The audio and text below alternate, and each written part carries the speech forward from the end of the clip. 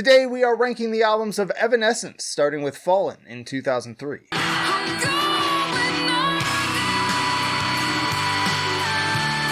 Co-written by Amy Lee and guitarist Ben Moody, who left the band not long after release due to creative differences. Many of these songs got their start on the Origin demo they were putting out on their own in 2000. Instant classic here, opening with Going Under, really demonstrating this project's penchant for fusing a more catchy, mainstream rock direction with symphonic elements. But of course, the single that turned most of us onto this band at a young age was Bring Me to Life. I vividly remember when this track premiered for the first time on Q101 in Chicago, and I was transfixed by that quiet piano intro before kicking into the distorted guitars. Amazing chorus, too. Wake me up inside. Wake me up inside. And I know that the rap part with Paul McCoy of 12 Stones was not something that Amy wanted, but as a kid very much into my new metal phase at the time, for once I can't say that the Suits were entirely wrong with this one. Notably, she felt like a lot of the creativity was stripped out of these songs in favor of being more commercially viable. Not as big a fan of Everybody's Fool or My Last Breath, but I'm down with the much quieter, minimalist, and somewhat sorrowful direction of piano ballad My Immortal. When you cried, I'd wipe away all of your tears. Same with Hello with the additional strings. Also enjoy Haunted, the cover of Soul Embrace, Tourniquet, Imaginary, Taking Over Me, and Whisper. I was never gaga over this band back then, as I was more into Slipknot, Deftones, Incubus, and a whole lot of metalcore and Dark Tranquillity at the time, but it is a great album and easily one of their best, putting it at perfection. Follow that up with The Open Door in 2006.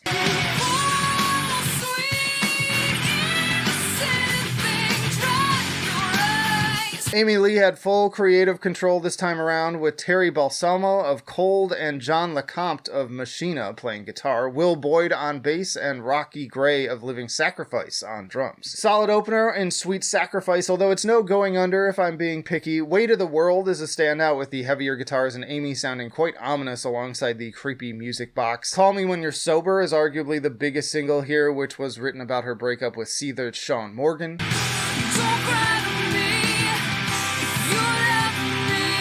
More top-notch showcasing of Amy's vocals on Lithium and Good Enough, but if you ask me, Cloud 9 should have been a single instead. I love the electronic and industrial touches and just the slightest hint of Bjork in there. And those Bjork comparisons only become more obvious with the moody Lose Control with its alternations of electronic beats, strings, and piano with blasts of distortion, a personal favorite of mine.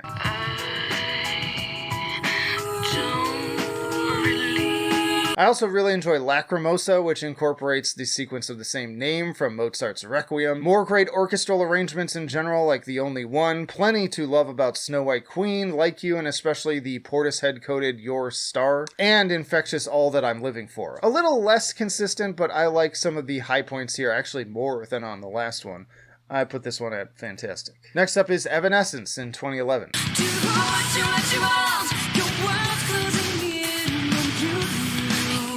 Their first album written as a band, and now with William McLawhorn of Seether and Will Hunt of many bands including Scrape, Crossfade, Stain, Static X, and Godsmack joining, and after taking what Amy considered to be a much needed break. Opener What You Want is a little corny, but it's grown on me a bit. Definitely a different sound from the last two records. I would have recommended starting with Made of Stone instead. It's catchier while also having a bit more edge to it. I also like the driving piano on My Heart Is Broken, and the other side with its soaring strings. Erase This may be my favorite on this album, though. It's like a Faith No More guitar and bass line meets an 80s power ballad piano.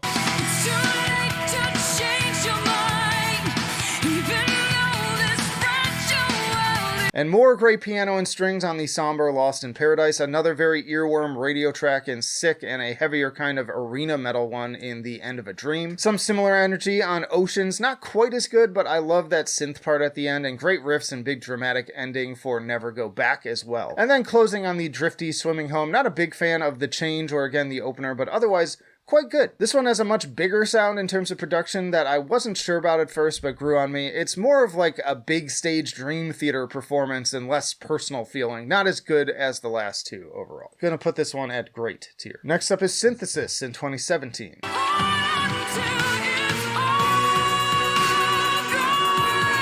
Reworked versions of previous songs with electronic and orchestral arrangements, in some cases coming closer to Amy's original visions. Love this new version of Never Go Back. The vocals are so serene and the strings are just gorgeous. And speaking of strings, violinist performer Lindsey Sterling joins Amy for original track High Low.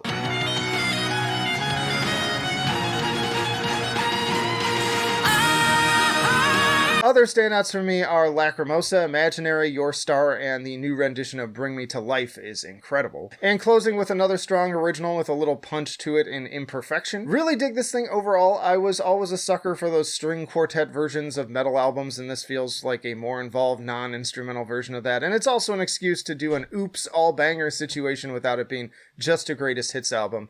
But still, I'm gonna put it at good tier as far as like my desire to revisit the albums. And they followed that up with The Bitter Truth in 2021.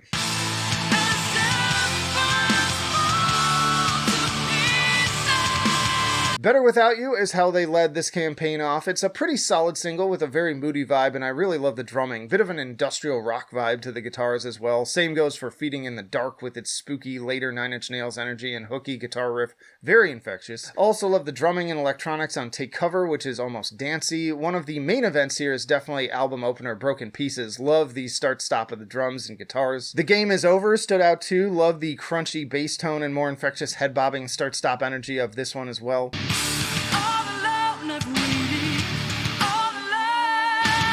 Yeah, right, straight up sounds like Muse with the same bouncy, bassy electronic energy as tracks like Uprising. I'm not sure how well this one fits into the flow of the rest of the album, but it is a very fun song. Another great single in the catchy Wasted on You, simple but effective. Use My Voice is a little on the poppier side too. Lots of fun whoa-ohs going on and then some wispy backup vocals too. Weirdly, I called it like a cross between Imogen Heap and Enya. And then feeling more overt symphonic metal influences a la Epica on the stunning piano and string-driven Far From Heaven, expansive Part of Me, and big closer Blind Belief. The way that these three tracks form the end of the album is just spellbinding. Similar to the self-titled, but also bringing back some of the best elements of the Open Door. Ultimately, this one is landing at great tier. And before we get to the latest album, just a reminder, if you're enjoying the video so far, to hit the like button and also comment below. How would you rank these albums? Where do we agree? Where do we disagree? This is just my own subjective opinion. Also, consider becoming a channel member or Patreon if you are a long-time viewer. But that brings us to Sanctuary in 2026.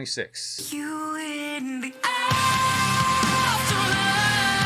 The first actual album to feature bassist Emma Onzai of Sick Puppies and produced by former Bring Me the Horizon member Jordan Fish. Afterlife debuted for the Devil May Cry series and is fittingly a big dramatic power ballad ripe for an AMV. Another cool kind of industrial metal tinged opener in Beautiful Lie. Feels very 2000s with that simple little guitar hook and big atmosphere. A very strong vocal performance here too to kick things off. Tell Me When You've Had Enough is another pretty catchy head bobber with both strong piano and guitar. Great single in Who Will You Follow. I love that quiet vocal intro suddenly offset by the explosion of genty distortion, almost like a Spirit Box track. Great chorus too, maybe the closest they've sounded to material from the first two albums in a long time. I gave you everything you'll ever be. What have you done to me?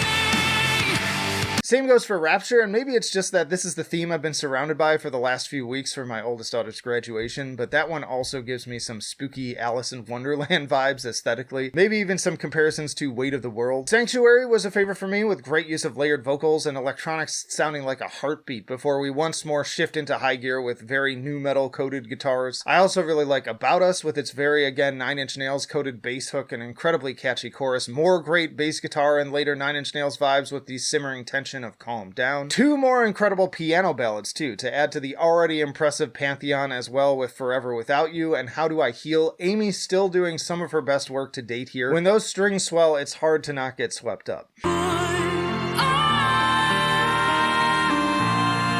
still remember. Am I crying? No, I'm not crying. You're crying. And speaking of strings, they are just soaring on the also industrial-infused Self-Destruct. And then another great closer in Wide Open Heart. Honestly, even as not the biggest fan of this project over the years, this kind of blew me away a little bit, and I do think that it is some of their best work front to back, on par with their classics, if not actually a little bit stronger in some ways. I do like it more than The Open Door as far as like a complete work. So I am putting this one at perfection. I guess as far as the era of this music goes, check out this playlist for some new metal rankings, or this for some more kind of alternative rock rankings. But that'll do it for now. Flight of Icarus signing off. I will see you in the trenches.